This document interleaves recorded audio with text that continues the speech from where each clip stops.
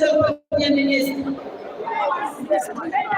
Vraiment, je ne sais pas qu'est-ce que je vais dire après le brillant exposé du ministre Pape Malick Ndour. Le Pape Malick Ndour ku xam football ak ku xamul football bu la nee Mbappé rek def naa macha Allah il va falloir faire preuve de beaucoup de pédagogie pour parler après Pape Malick Ndour. Vraiment, félicitations, monsieur le ministre. Cela dit, je voudrais qu'on sache quel est le format de cette sortie publique. Cette conférence, certains ont dit, elle a été organisée par l'APR. Mais vous allez constater les personnalités qui sont là au présidium. Vous verrez le ministre Mamadou Talla, vous verrez le ministre Mansour Faye, vous verrez le ministre Moussa Baldé, vous verrez le ministre d'État Ndiaye, vous verrez le ministre Ali Ndoye, bien évidemment le premier ministre Sidiki Kaba, le ministre Pape Malick Ndour, vous verrez le ministre El Hadji Marioum, vous verrez le ministre Abdoulaye Seydou Sow. Vous allez voir le groupe parlementaire Takouba du Sénégal, l'honorable député Faye.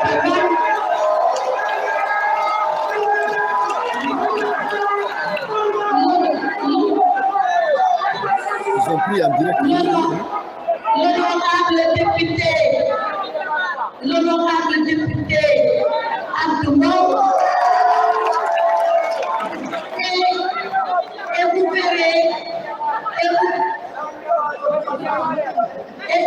Et vous verrez, avec nous, et on me signale que le ministre de la Augustin est là, et on me signale que notre frère allié, le ministre d'État Babacar Gaye est là. Donc en réalité, le ministre Wangom est là. Donc le ministre Birame Faye est là. Qu'est-ce que cela veut dire? Cela veut dire que c'est l'ensemble du gouvernement de Macky Sall qui fait face à la crise. Oui, le commissaire Keïta qui est là, effectivement, notre allié également. Donc vous verrez que c'est l'ensemble du gouvernement du président Macky Sall qui est là, que ce sont l'ensemble de ses alliés qui sont là, et c'est tous les Sénégalais de bonne volonté qui sont soucieux de transparence, de clarté et de vérité qui sont là. Alors pourquoi nous sommes là? Nous sommes là parce que le gouvernement a commandité un audit des finances publiques à la Cour des comptes. Le rapport de la Cour des comptes, il est intitulé Audit sur la situation des finances publiques, la gestion de 2019 à 2024, c'est-à-dire toute la période du second et dernier quinquennat du président Macky Sall. Mais personne n'est contre que la Cour des comptes fasse cet exercice. Personne. Parce que nous avons fait Cour des comptes, nous avons des activités, nous avons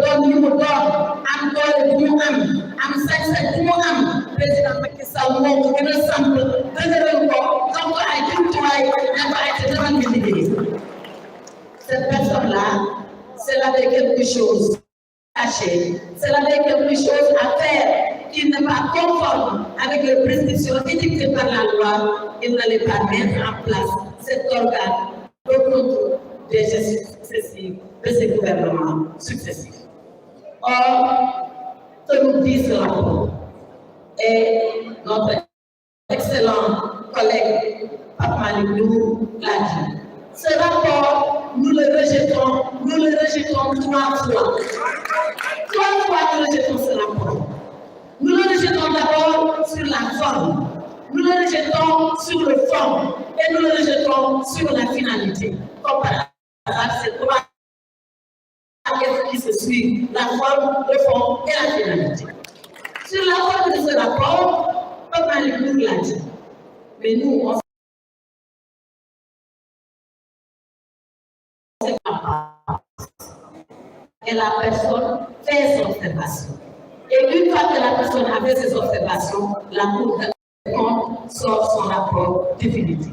Dans cette affaire, au grand jamais, le ministre des Finances du gouvernement de Macky Sall, Anouba, Abdoulaye Daouda Diallo et Alhamou Moustapha Ba, qu'Allah l'accueille au paradis, jamais on a dit à un quelconque d'entre eux, qu'est-ce que vous pensez de ça?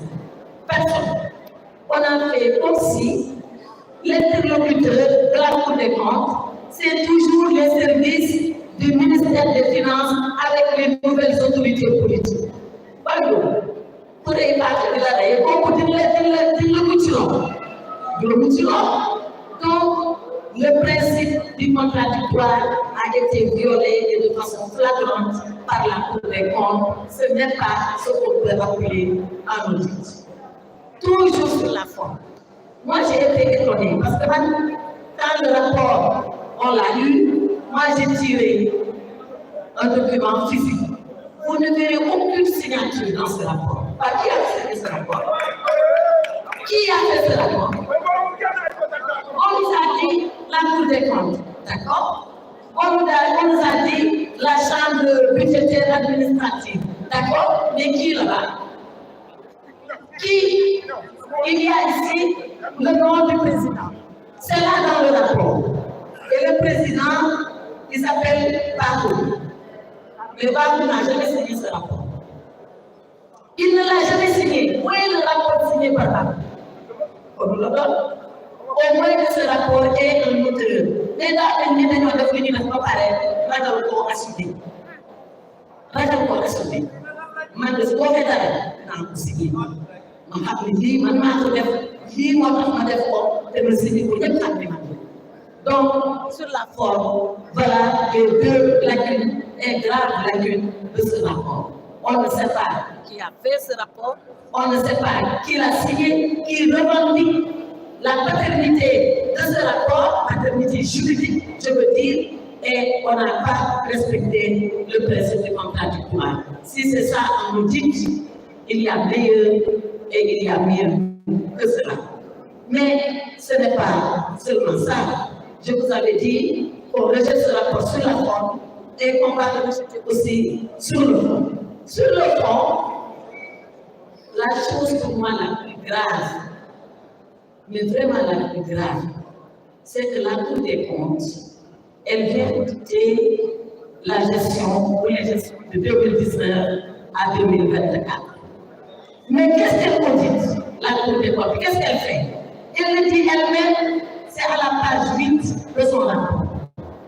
La Cour des comptes dit, excusez-moi, j'ai sorti la page 8. La Cour des comptes dit, objectif de l'audit. Qu'est-ce qu'elle peut faire? Elle dit, l'objectif général de l'audit est de s'assurer que le rapport produit par le gouvernement rend compte fidèlement de la situation budgétaire et financière de l'État de 2019 à 2024. Mais la Cour des comptes, de 2019 à 2023, mais elle a vu la situation budgétaire et financière de l'État elle-même. Donc elle est en train de faire un travail qu'elle a déjà fait dans le passé. Mais nous allons lan moo xew ba muy dem di baatuwaat liggéey boo xam ni moom defoon na ko ba arriver à des conclusions qui sont contraires. Personne ne comprend cela. Alors lu fi xew parce que régime bi dafa changé. Et la Cour des comptes, en regardant les états financiers de 2019, 2020, 2021, 2022, 2023, la Cour des comptes a tout certifié. Elle a certifié tous ces comptes-là. Et quand elle les certifie, elle nous dit que c'est conforme, que c'est bon, parce que le ministre Malick Ndour a parlé de la loi de règlement. La loi de règlement, c'est quoi? La loi de règlement, c'est la loi qui donne quitus au gouvernement de sa gestion. Qui dit au gouvernement, voilà, on vous avait voté un budget en 2019. Vous avez exécuté le budget en 2019. Nous sommes 2020, nous analysons le budget tel qu'il a été exécuté, on trouve que tout est conforme. Cette loi-là, elle est votée par l'Assemblée nationale. Mais avant que l'Assemblée ne vote, il faut que la Cour des comptes certifie. Tant que la Cour des comptes ne certifie pas, l'Assemblée ne vote pas. Voilà, maintenant, c'est cette même Cour des comptes qui a accepté les comptes, qui les a déclarés sincères et vrais. C'est la même Cour des comptes qui revient faire un audit pour dire j'ai trouvé ceci, j'ai trouvé cela. Qu'est-ce qu'il faut penser de la Cour des comptes? C'est la raison pour laquelle Parlement du groupe a audité l'audit de la Cour des comptes.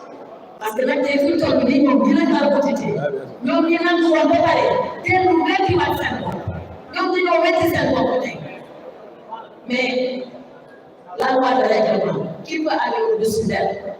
Moi, la question juridique que je vous pose est qu'une fois que la loi de règlement est votée, est-ce qu'un audit peut revenir sur les dispositions de la loi de règlement? Non. Bon, on connaît la hiérarchie des normes. Une loi qui est votée, ça n'a pas approché, comme nous approché pour faire. Vous n'avez pas approché. Les guests au Sénégal, ils vont approcher les lois de règlement. Sur les dispositions de la loi.